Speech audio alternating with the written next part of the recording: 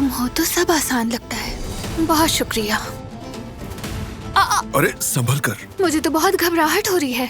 मैं क्या करूंगी अगर रिपोर्ट ठीक नहीं बनी तो? अगर अम्मी को पसंद नहीं आई तो मैं शर्मिंदा हो जाऊंगी। ऐसा कुछ नहीं होगा, पसंद आएगी उनको। इंशाल्लाह। खुश आमदीद। अम्मी अब आपकी तबीयत ठीक है ना? रिपोर्ट ईमेल की थी, देखी आपने? बहुत अच्छी लिखी है बेटा, शाबाश मेरी जान। कितना परफेक्ट कपल है, खुशी झलक रही है इनसे। दुआ है कि कभी जुदा ना हो। समझती थी कि बारान को शामिल किए बगैर सब कुछ खुद संभाल लूंगी, लेकिन मैं गलत थी। वो आदमी पागल हो चुका है, वो कोई भी कदम उठा सकता है।